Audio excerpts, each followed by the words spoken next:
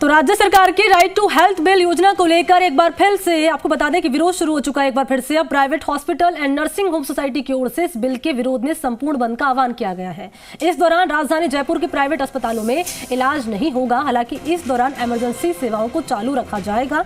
जो मरीज पहले से अस्पताल में भर्ती है सिर्फ उन्हीं का इलाज किया जाएगा। मामले को लेकर private hospital and nursing home society के सेक्रेटरी डॉक्टर विजय कपूर का कहना है कि पिछले विधानसभा सत्र में सरकार की ओर से राइट टू हेल्थ बिल लाया गया था। हमारी मांग थी कि इस बिल में जो खामियां हैं उसको दूर किया जाए। हाल ही में चिकित्सा विभाग के अधिकारियों के साथ चिकित्सा संगठन की बैठक भी हुई और हमारी ओर से सुझाव दिए गए। डॉक्टर का कहना है कि हमारी ओर से जो सुझाव दिए गए थे उसे सरकार ने लागू नहीं करना चाह रही है। सरकार इस बिल में संशोधन नहीं करती तो फिर चिकित्सकों को मजबूरन आंदोलन करना पड़ेगा।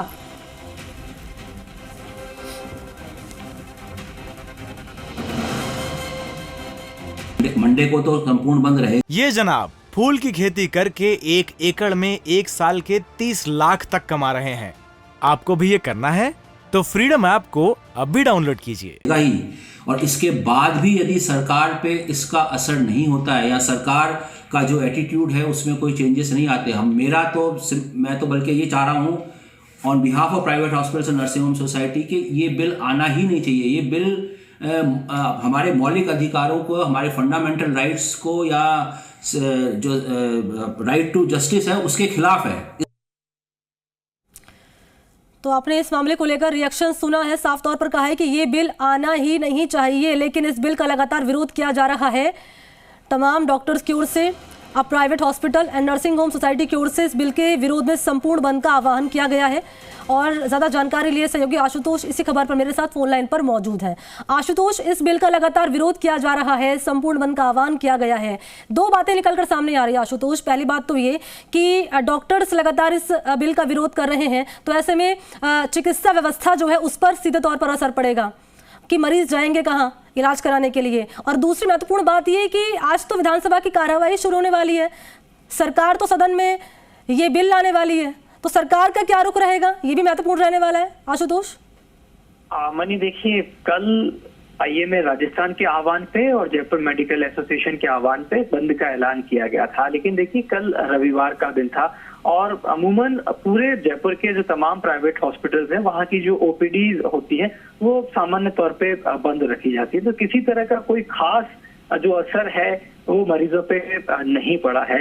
हालांकि जो तय ऑपरेशन थे उन पे जरूर असर पड़ सकता है।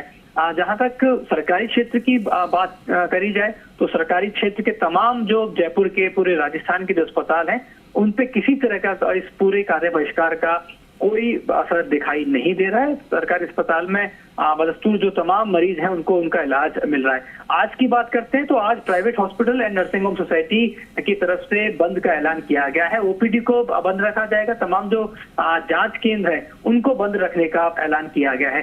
इमरजेंसी सेवाओं को इस बंद से अलग रखा गया है। दूसरी तरफ जो पहले से ही भर्ती मरीज हैं उनको भी लगातार ट्रीटमेंट दिया जाएगा। इसी क्रम में डॉक्टर्स की तरफ से ये भी ऐलान किया गया है, आज दोपहर तकरीबन 12 बजे जयपुर मेडिकल एसोसिएशन का जो सभागार है, इस तमाम जो डॉक्टर्स हैं private hospital and nursing home society से जुड़े हुए, ये आज यहाँ पे 12 बजे इकट्ठे होंगे और आंदोलन की आगे की रणनीति क्या होगी इसको लेकर चर्चा करेंगे, प्रेस वार्ता भी करेंगे। जहां तक आज की बात करें तो तय ये किया गया था, आज से ही विधानसभा का सत्र, शीतकालीन जो सत्र है उसकी शुरुआत हो रही है और आज ही जैसी जानकारी सामने आ रही है कि तकरीबन दोपहर 3 बजे के आसपास जो इस पूरे बिल को लेकर प्रवर समिति बनाई गई है, जिसको ये अधिकार है कि जो ड्राफ्ट संशोधन के लिए डॉक्टर्स की तरफ से दिया गया है उसमें वो बदलाव कर सकते हैं। वो बैठक भी आज होनी है और इसीलिए लगातार डॉक्टर्स कल विरोध किया गया आईएमए के बैनर तले और आज जो private hospital and nursing home society है जिनके सचिव डॉक्टर विजय कपूर, जिनको अभी हम कुछ देर पहले सुन रहे थे, उनकी तरफ से साफ किया गया है कि हम इस बिल के पूरी तरीके से विरोध में हैं, क्योंकि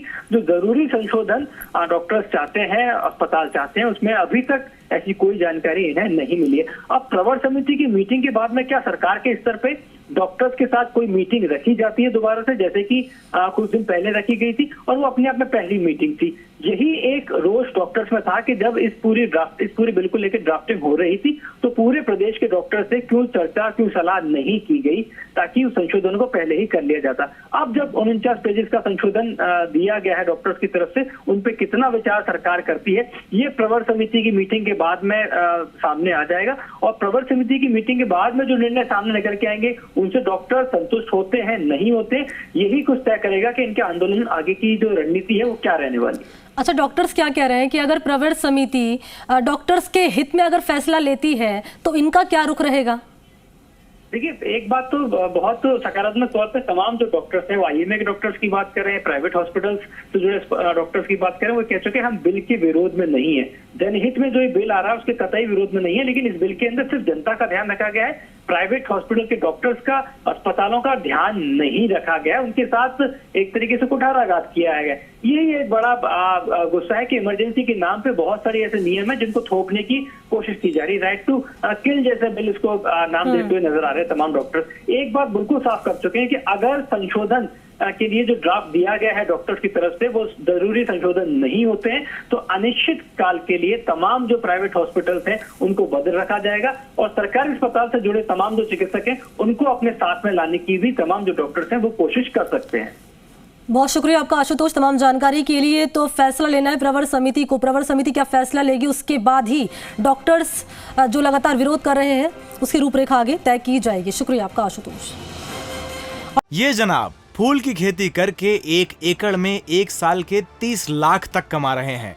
आपको भी ये करना है तो फ्रीडम ऐप को अब भी डाउनलोड कीजिए।